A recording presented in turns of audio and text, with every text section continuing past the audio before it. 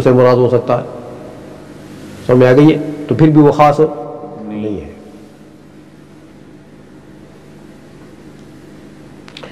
اب معلومن کے دو معنی آتے ہیں۔ معلوم کا مطلب یہ ہوتا ہے کہ ایک چیز آپ کو معلوم ہے، متعین ہے۔ کیا مطلب؟ یعنی معلوم المراد ہے، اس کی مراد، اس لفظ سے جو مراد ہے، جس چیز کا ارادہ کیا جاتا ہے اس لفظ سے، وہ آپ کو معلوم ہے۔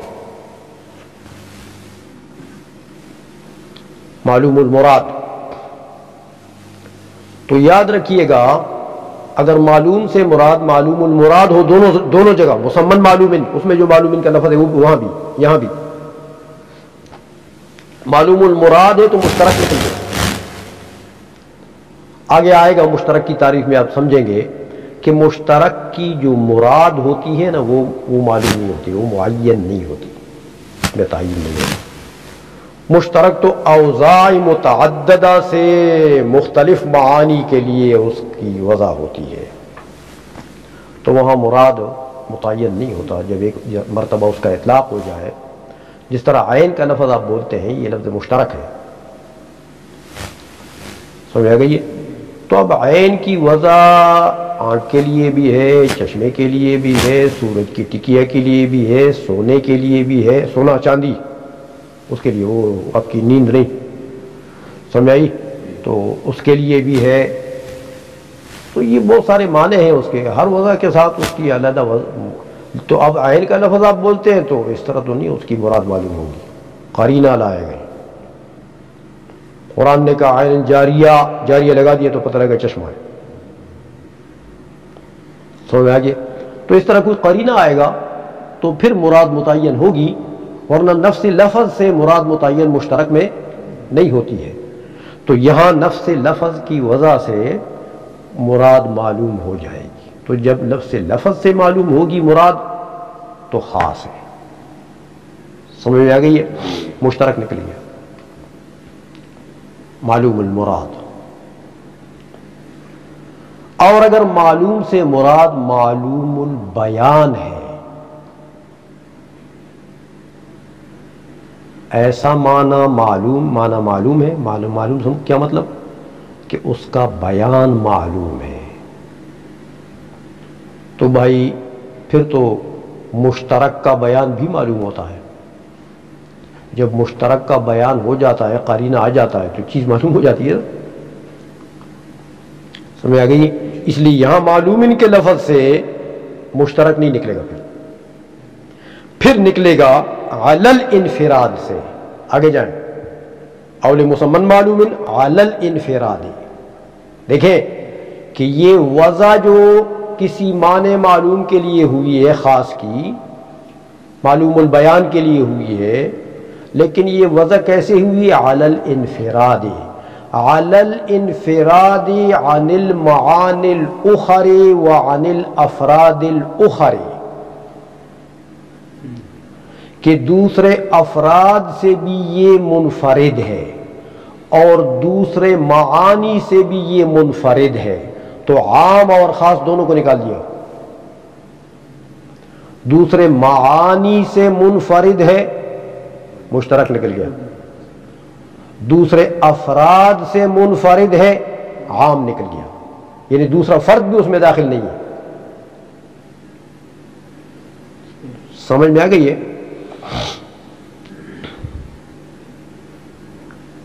اچھا، تو پتہ لگا کہ خاص کی تعریف اب خاص ہو گئی ہے نا، خاص کے ساتھ ہو، ہاں؟ اب خاص کی تعریف میں نہ مشترک داخل ہو سکتا ہے، نہ عام داخل ہو سکتا ہے، مؤول تو ہو ہی نہیں سکتا، وہ تو مشترک کی قسم ہے۔ سمجھ میں آ گئی ہے؟ تو خاص کی تعریف خاص ہو گئی ہے خاص کے ساتھ۔ معانی متعدد ہو وہ بھی مشترک ہوگا، معانی متعدد ہو اوضاع متعددہ سے، اس کی تعریف آگے آئے گی مشترک کی۔ سمجھ میں آ گئی ہے؟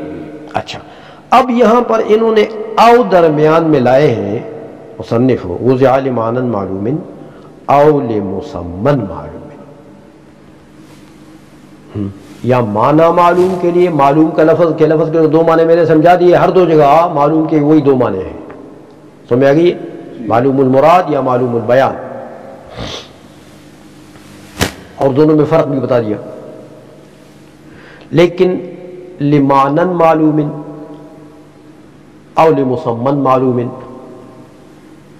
تو معنی اور مسمى ان میں کیا فرق ہے کہ درمیان میں یہ او لے آئے؟ عام لوگ جو تعریف کرتے ہیں خاص کی، وہ تو یہی کرتے ہیں کہ لفظ وضع لمعنى معلوم علی الانفراد، یہ او لمسمن معلوم مصنف کی بلائے یہاں پر، سمجھ میں آ گئی ہے؟ تو بات یاد رکھیں کہ معنی جو ہے وہ کئی معنوں پر آتا ہے، معنی کے کئی معنی آتے ہیں۔ معنی غیر لفظ، جو لفظ نہ ہو اس کو بھی مانا گا۔ اب غیر لفظ نہ ہو، وہ تو دنیا بھر کی چیزیں اس میں آ گئی ہیں، ایک لفظ نکل گیا باقی تو معنی میں سب کچھ آ گیا، کیونکہ دنیا بھر کی چیزوں کا حصر ہوتا ہے نقیضین میں۔ آپ کہتے ہیں زید لا زید، لا زید نقیض ہے کس کی؟ اب بتائیں کوئی چیز زید لا زید سے خارج ہو گئی دنیا بھر میں، اللہ کی ذات بھی خارج نہیں ہوئی، زید کی ذات زید میں داخل ہو گئی ہے اور لا زید میں باقی۔ تو اس کو نفی اور اس بات کے درمیان میں جو حصر دائر ہو اس کو حصر عقلی کہتے ہیں، اور وہاں ایک ذرہ بھی خارج نہیں ہوتا اس سے، پھر ساری چیز اس میں داخل ہوتی ہے۔ تو اب اگر معنی کو آپ ضد لفظ لیتے ہیں، نقیض لفظ لیتے ہیں کہ لفظ نہ ہو، تو پھر تو معنی بہت عام ہو گیا۔ ایک معنی یہ بھی آتا ہے معنی کا۔ دوسرا معنی ما یقصد باللفظ، وہ پڑھ چکے ہیں آپ، ہاں، جو لفظ سے قصد کیا جاتا ہے جس کا، اس کو بھی معنی کہتے ہیں، اس کو مدلول بھی کہتے ہیں، من حیث ان اللفظ دال علیہ، اس لحاظ سے کہ لفظ اس کے اوپر دلالت کرتا ہے۔ اس کو مفہوم بھی کہتے ہیں، من حیث انہ یفهم من اللفظ، اس سے کہ لفظ سے وہ فہم میں آتا ہے۔ اس کو مقصود بھی کہتے ہیں، من حیث انہ یقصد من اللفظ، سمجھ میں آ گئی؟ تو یہ کئی اعتباریات ہیں، اس کے کئی اعتبارات ہیں۔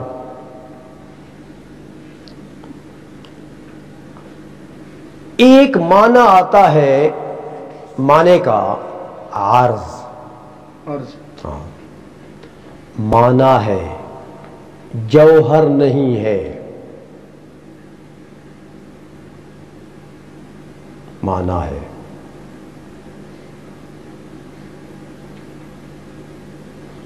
سمجھ میں آ گئی ہے؟ تو عرض کو بھی معنی کہتے ہیں، یہ معنی ہے بھائی، ذات نہیں ہے، جوہر نہیں ہے۔ سمجھ میں آ گئی ہے؟ چونکہ یہاں کائنات کی چیزیں جو ہے یہ دو قسم کی ہیں، بعض جواہر ہیں، ذوات ہیں، بعض اعراض ہیں۔ سمجھ میں آ گئی ہے؟ تو مصنف نے اس معنی میں لیا ہے معنی وضع لفظ وضع لمعنى معلوم لعرض معلوم او لمسمى معلوم، مسمى کا لفظ لا کر یہاں پر او لذات معلومت،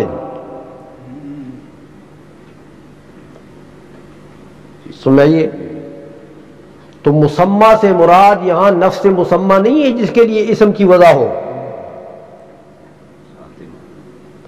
بلکہ مسمى کے معنی ذات، ہاں، تو یا ذات معلومہ کے لیے لفظ کی وضع ہوگی، ذات کے لیے، جیسے آپ کا بچہ پیدا ہو گیا آپ نے اس کا نام رکھ دیا،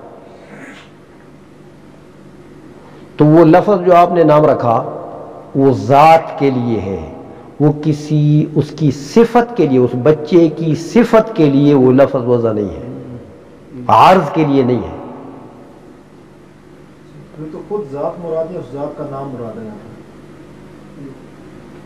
لفظ خاص کی تعریف ہو رہی ہے نا، کہ خاص اس لفظ کا نام ہے جس کی وضع ہو معنی معلوم کے لیے یا مسمى معلوم کے لیے۔ معنی مقابل ہے کس کا؟ مسمى کا، او ہے درمیان میں، مقابل ہے اس کا، تو مسمى سے کیا مراد لیا ہم نے؟ جوہر، تو معنی سے کیا مراد ہوا؟ اس کا مد مقابل عارض۔ تو اب خاص کا جو لفظ ہے یہ دونوں پر شامل ہو گیا، کسی عرض معلوم کے لیے، کسی صفت معلومہ کے لیے وضع ہو لفظ کی علی الانفراد، وہ بھی خاص ہے، کسی ذات معلوم معینہ کے لیے، جوہر، جیسے جوہر کی مثال میں نے دے دی، آپ کو بچہ پیدا ہوا اللہ مبارک کرے، تو اس کے لیے آپ کوئی نام لفظ وضع کر دیں، آپ نہ کریں، علامہ صاحب کریں گے، ہاں بس اچھا کیا، یہ ادب کا تقاضا ہوتا ہے، برکت کا تقاضا ہوتا ہے، ہاں کہ بڑے کریں۔ تو جو بھی لفظ وضع کر لیا اس ذات کے لیے وہ لمسمى معلوم ہے،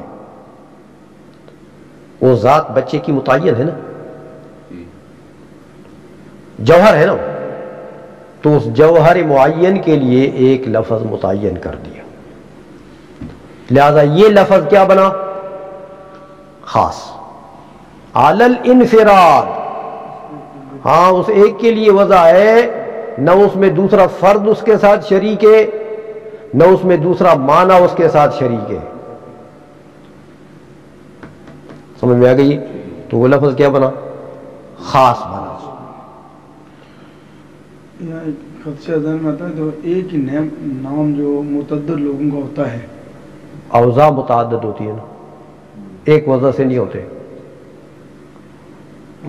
آپ کے لیے آپ کے والد صاحب نے وضع کیا، وضع متعین، وضع علیحدہ ہو گئی ہے، ایوب کے لیے دوسری وضع کے لیے وہ، اور دوسرے کسی نے وضع کیا تو وضع دوسری ہو گئی، اچھا اوضاع متعدد ہوتی ہے، ایک وضع، ہاں ایک وضع سے نہیں ہوتا بلکہ اوضاع متعددہ سے ہوتی ہے، تو سب خاص ہے۔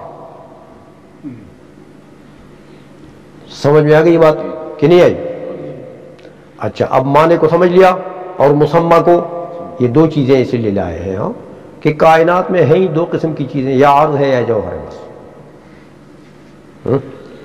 تو کسی عارض معلوم کے لیے وضع ہے لفظ کی تو مانن میں آ گیا، مانن معلوم ان میں، کسی جوہر معلوم کے لیے وضع ہے تو مسمى معلوم میں آ گیا، ذات کے لیے وضع ہے تو مسمى معلوم میں آ گیا۔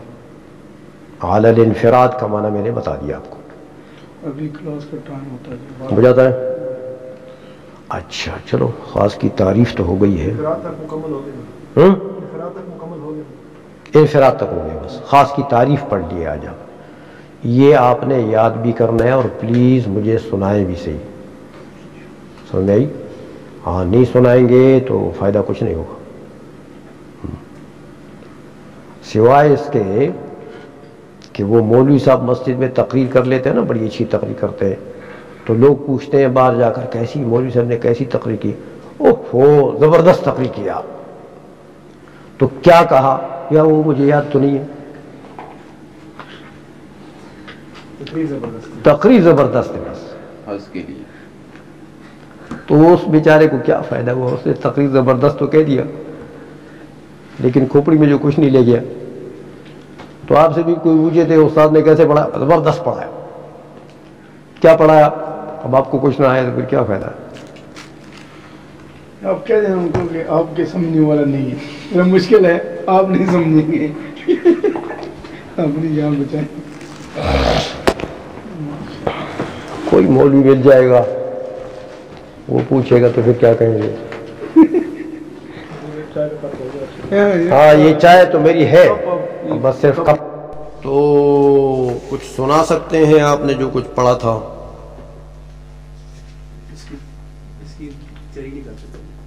تیاری نہیں کر سکے. معلوم من اول مسمن معلوم علی الانفراد. اب اس کی مثال دیتے ہیں کہ خاص کی پھر 3 قسمیں ہیں. یہاں انہوں نے تقسیم نہیں بتائی لیکن مثالیں دے کر سمجھا دیا کہ قسمیں 3 ہیں. 3 مثالیں دی. ایک خاص ہوتا ہے خاص الفرد، جس میں تخصیص فردی ہوتی ہے. تخصیصی جزئی بھی کہتے ہیں اس کو، تخصیصی فردی بھی کہتے ہیں. سمجھ میں آ گئی؟ اور ایک خاص ہوتا ہے تخصیص نوع، جس میں تخصیص نوعی ہوتی ہے، فردی یا جزئی نہیں ہوتی. تیسری قسم جو ہے وہ خاص الجنس ہے، جس میں تخصیص جنسی ہے، نہ نوعی ہے نہ فردی ہے.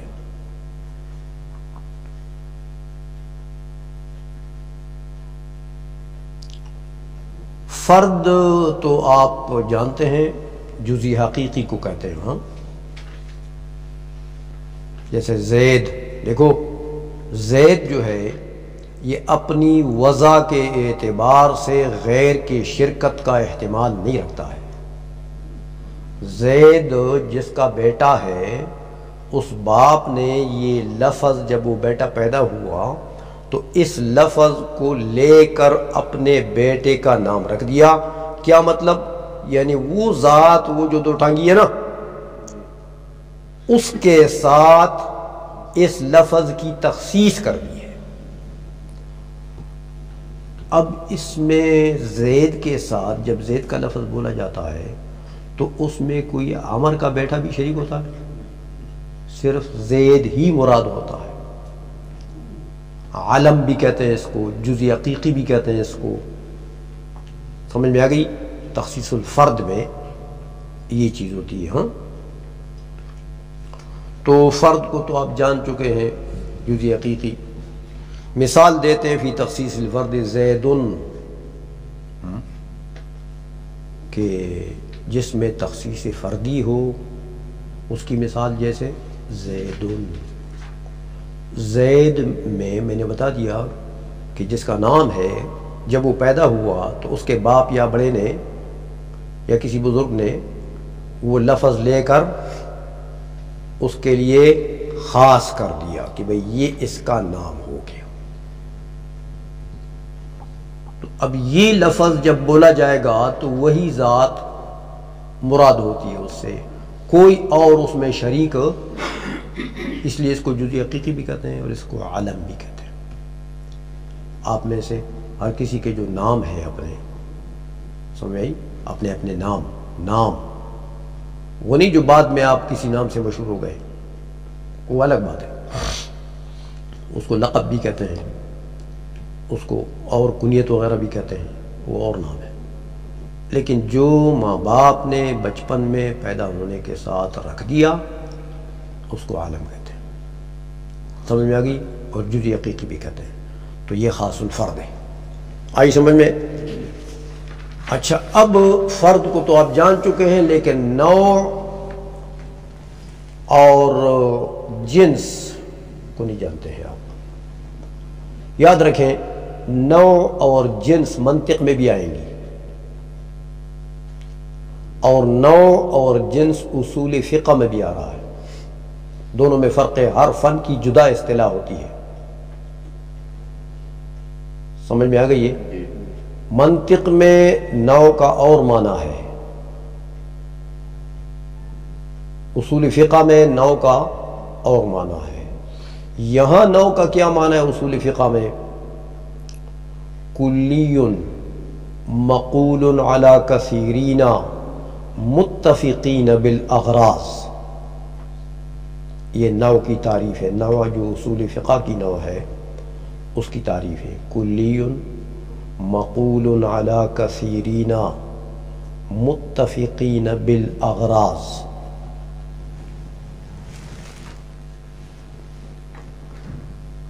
ایسا ایک کلی لفظ ہے.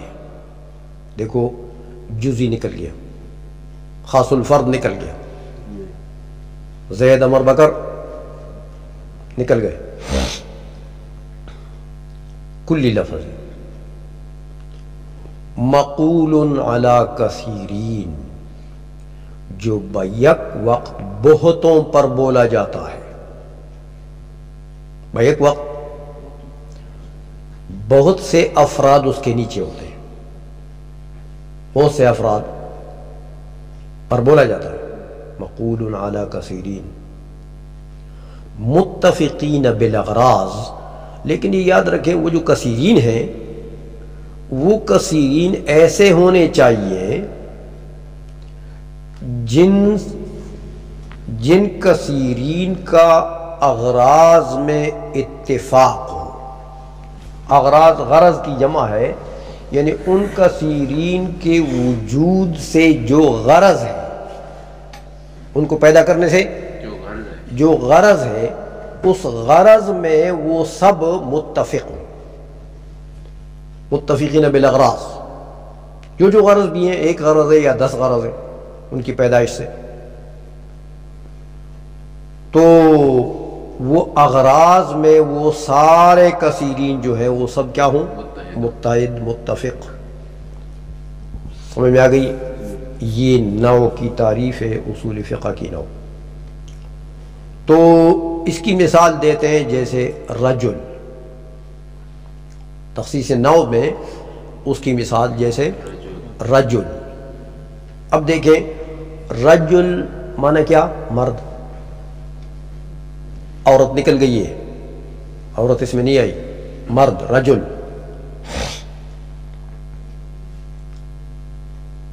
رجل جو ہے بیک وقت آپ سب رجل ہیں، آپ سب رجل رجل رجل، سب رجل.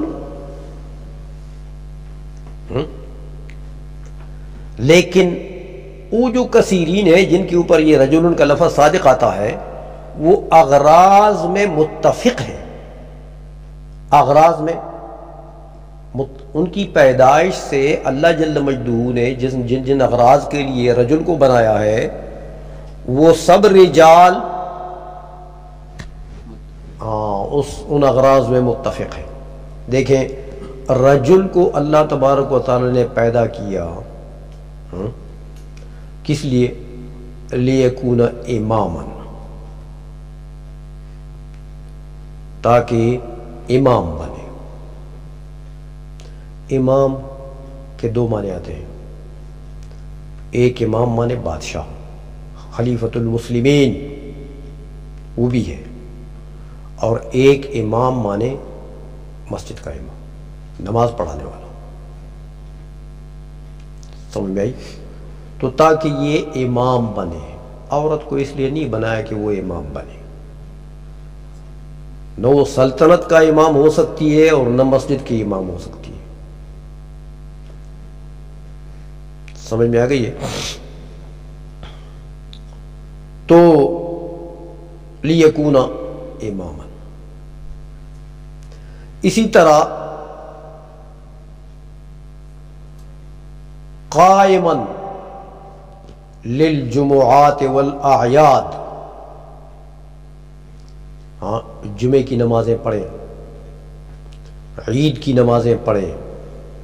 جمعے کی نمازیں عورتوں کے اوپر فرض نہیں ہیں، ویسے آ جائیں مسجد میں پڑھیں تو اور بات ہے، لیکن واجب ان کے اوپر جماعت میں آنا واجب نہیں ہے.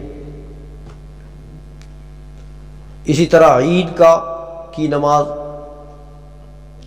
تو عید کے نماز کے لیے